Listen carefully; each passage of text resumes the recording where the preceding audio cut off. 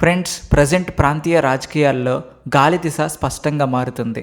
భారత విదేశాంగ విధానంలో ఇప్పుడున్న కఠినత, స్పష్టత మరియు వేగం గతంతో పోలిస్తే పూర్తిగా భిన్నంగా కనిపిస్తుంది. ఒకప్పుడు సంయమనం, చర్చలు, సమతుల్యత ప్రధానంగా కనిపించేవి. కానీ ఇప్పుడు భారత్ తన ప్రయోజనాల విషయంలో మరింత నేరుగా, మరింత గట్టిగా వ్యవహరిస్తున్న సంకేతాలు ఇస్తుంది. పాకిస్తాన్తో ఉద్రిక్తతలు, అజర్బైజాన్ టర్కీ వ్యవహారాలపై స్పందనలు, ఇప్పుడు బంగ్లాదేశ్తో సంబంధాల్లో పెరుగుతున్న దూరం, ఇవన్నీ ఒక పెద్ద వ్యూహాత్మక మార్పు భాగాల్లా కనిపిస్తున్నాయి. ఒక బంగ్లాదేశ్ విషయానికి వస్తే ఇది సాధారణ పరిణామం కాదు. చాలా కాలంగా భారత్ ఆ దేశంతో స్నేహపూర్వక, సహకార సంబంధాలు కొనసాగించాలని ప్రయత్నించింది. భద్రత, వాణిజ్యం, సరిహద్దు నిర్వహణ, కనెక్టివిటీ అనేక రంగాల్లో కలిసి పనిచేసింది. కానీ ఇటీవల పరిణామాలు రెండు దేశాల మధ్య నమ్మకాన్ని దెబ్బతీసినట్లు కనిపిస్తున్నాయి.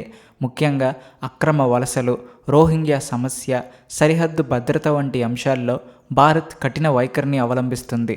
అయితే భారత్ తీసుకున్న ఆ కఠిన చర్యలు ఐక్యరాజ్య సమితికి నచ్చలేదని, ఎప్పుడైతే రోహింగ్యా మరియు బంగ్లాదేశ్ అక్రమ వలసదారులను పట్టుకుని తిరిగి పంపిస్తున్నారో, జైలుకు పంపుతున్నారో, అక్కడ యుఎన్ రివర్స్లో భారత్పై విచారణ ప్రారంభించింది. కానీ ఈసారి భారత్ వెనక్కి తగ్గే రకం కాదు. ఈసారి సమాధానం ఒక స్థాయి పైన ఉంది.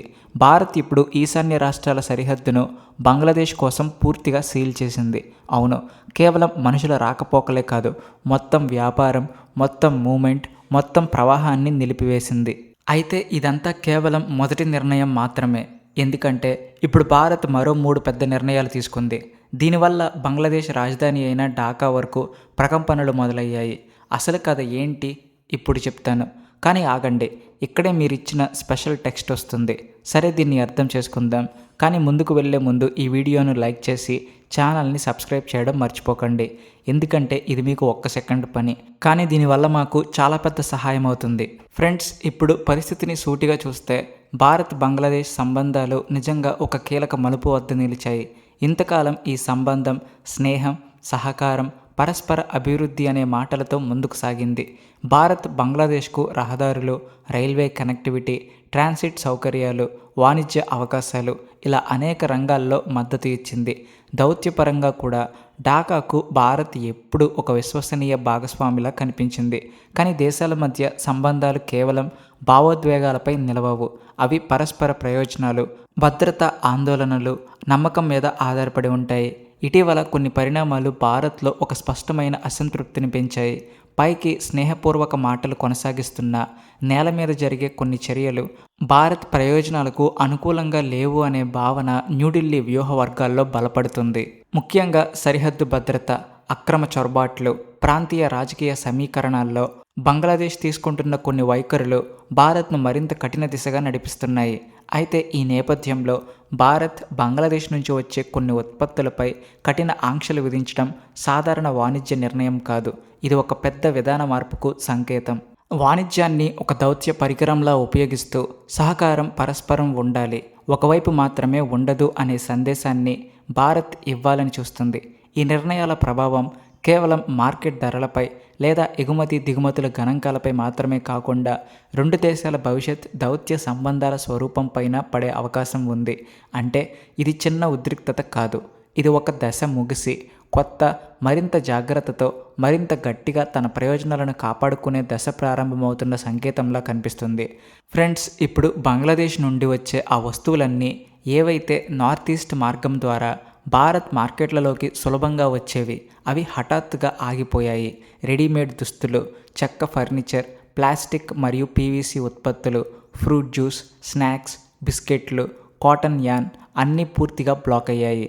ఈ ఆదేశాలు అస్సాం, మేఘాలయ, త్రిపుర, మిజోరాం మరియు నార్త్ బెంగాల్లోని అత్యంత కీలకమైన బోర్డర్ పాయింట్ల వద్ద అమలు చేయబడ్డాయి. అంటే బంగ్లాదేశ్ కోసం ఈ మార్గం తలుపులు ప్రస్తుతానికి మూసుకుపోయాయి. కానీ భారత్ అవసరమైన వస్తువులపై ఆంక్షలు విధించలేదు.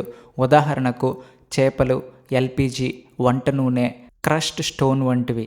అంటే స్నేహం ముగిసిపోలేదు, కానీ నియమాలను మాత్రం ఇకపై భారత్ నిర్ణయిస్తుంది. అలాగే బంగ్లాదేశ్ గనక నేపాల్ లేదా భూటాన్ వంటి ఏదైనా 3వ దేశానికి ట్రాన్సిట్ పంపాలనుకుంటే భారత్ దాన్ని అడ్డుకోలేదు. ఎందుకంటే భారత్ అంతర్జాతీయ నియమాలను గౌరవిస్తుంది. అయితే ఇక్కడ అసలు ప్రశ్న ఏంటంటే భారత్ ఇంత కఠినంగా ఎందుకు ఉండాల్సి వచ్చింది? కారణాలు చాలా షాకింగ్గా ఉన్నాయి. ఎందుకంటే భారత్ ఏళ్ల తరబడి బంగ్లాదేశ్కు అన్ని రకాల మినహాయింపులు ఇచ్చింది. నార్త్ ఈస్ట్ నుండి ఎగుమతులను సులభతరం చేసింది. బంగ్లాదేశ్ను తన భూభాగం ద్వారా ప్రపంచానికి చేరువయ్యేలా చేసింది. ట్రాన్సిట్, ట్రాన్స్పోర్ట్, ఎకనామిక్ సపోర్ట్ అన్నీ ఇచ్చింది.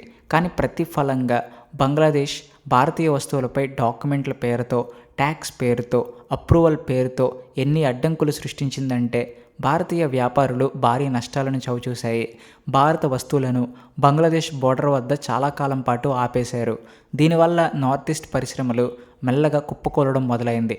మరోవైపు బంగ్లాదేశ్ చౌక వస్తువులు భారత్లోకి విచ్చలవిడిగా వస్తూనే ఉన్నాయి. ఇది వ్యాపారం కాదు, ఒక రకమైన ఏకపక్ష ఒత్తిడి. అయితే భారతదేశం ఈ ఒత్తిడిని చాలా కాలం భరించింది. కానీ బంగ్లాదేశ్ మధ్యంతర ప్రభుత్వ సలహాదారు మహమ్మద్ యూనస్ బీజింగ్లో నిలబడి ఒక ప్రకటన చేసినప్పుడు అసలు గొడవ మొదలైంది.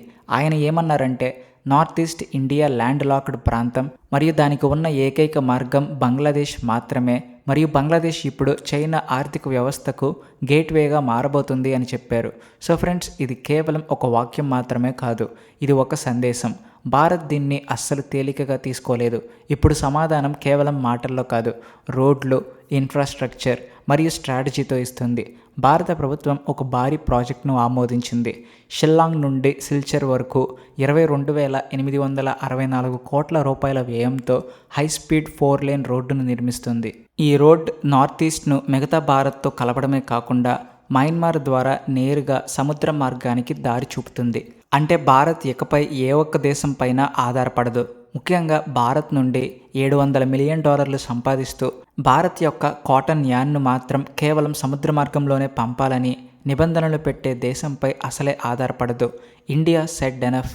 ఇది ఇప్పుడు కేవలం ట్రేడ్ వార్ మాత్రమే కాదు, ఒక జియో ఎకనామిక్ స్ట్రైక్. దీని అసలు ప్రభావం ఇప్పుడే మొదలవబోతుంది. ఈ వివాదం వల్ల భారత పరిశ్రమలపై పెద్ద ప్రభావం పడింది. భారతదేశ ఏకపక్ష విధానాల వల్ల నార్త్ ఈస్ట్ పరిశ్రమలు తీవ్రంగా నష్టపోయాయి. చౌక దుస్తులు వరద వచ్చేది, కానీ భారత్ యాన్ మాత్రం అక్కడ ఇరుక్కుపోయేది. ఇప్పుడు భారత్ నిర్ణయించుకుంటుంది ఆట సమానంగా ఆడాలని. అందుకే ఇప్పుడు బంగ్లాదేశ్ రెడీమేడ్ దుస్తువులను భారత్లోకి కేవలం కోల్కతా లేదా ఇతర సముద్ర పోర్టుల ద్వారా మాత్రమే అనుమతించాలని నియమం పెట్టింది. ఇది చాలా పెద్ద దెబ్బ, ఎందుకంటే మెజారిటీ వాణిజ్యం నార్త్ ఈస్ట్ సరిహద్దు ద్వారా జరిగేది. ఇది ఇప్పుడు పూర్తిగా మూతపడింది. కానీ కథ ఇక్కడితో ఆగలేదు. ఎందుకంటే ఐక్యరాజ్య సమితి ఏ భాషలో అయితే భారత్కు వ్యతిరేకంగా మాట్లాడుతుందో భారత్ కూడా అదే భాష మొదలుపెట్టింది.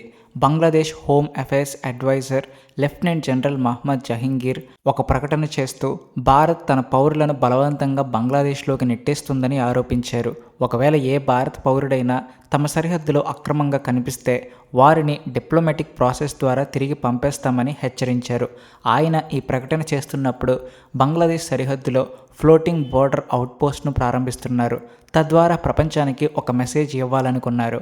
బంగ్లాదేశ్ ఎప్పుడు పుష్యింగ్ చేయదు, మేము అంతర్జాతీయ చట్టాలను గౌరవిస్తాము అని కూడా చెప్పారు. కానీ మనందరికీ తెలుసు కదా, భారత్పై వేలెత్తి చూపడం సులభమే, కానీ వాస్తవం మాత్రం దానికి పూర్తిగా భిన్నంగా ఉంటుంది. భారత్ ఇప్పటికే అక్రమ చొరబాటుదారులకు స్పష్టమైన అల్టిమేటం ఇచ్చింది, దేశం వదిలి వెళ్ళండి అని. చాలామంది బంగ్లాదేశీలు స్వయంగా తిరిగి వెళ్ళాలనుకుంటున్నారు, కానీ వారి ప్రభుత్వం వారిని అంగీకరించడం లేదు. ఒకవేళ యుఎన్కి బంగ్లాదేశ్కు అంత ఆందోళన ఉంటే బాధ్యత కూడా వారే తీసుకోవాలి. భారత్ ఇకపై భారం మోసే స్థితిలో లేదు. అటు యుఎన్ నిరంతరం భారత్ను ఇబ్బంది పెట్టే ప్రకటనలు చేస్తుంది. భారత్ రోహింగ్యా మరియు బంగ్లాదేశీ ముస్లింలను సముద్రంలో వదిలేస్తుందని యుఎన్ క్లెయిమ్ చేస్తుంది, కానీ వాస్తవం దీనికి విరుద్ధం. ఇప్పుడు బంగ్లాదేశ్ కూడా అదే స్క్రిప్ట్ చదువుతుంది. కానీ భారత్ ఇప్పుడు సంజాయిషీలు ఇవ్వడం మానేసింది. ఇప్పుడు కేవలం యాక్షన్ భాషలోనే సమాధానం వస్తుంది.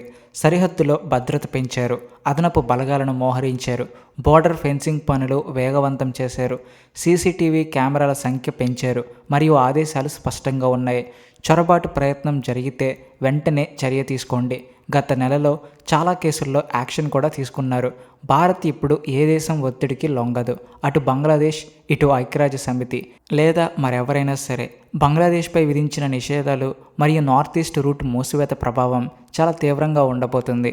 నేరుగా కోట్లాది డాలర్ల నష్టం. ఇప్పుడు బంగ్లాదేశ్ ఎంతగా చైనా వైపు మొగ్గు చూపుతుందో దాని ఫలితాలు అంత భారంగా మారవచ్చు.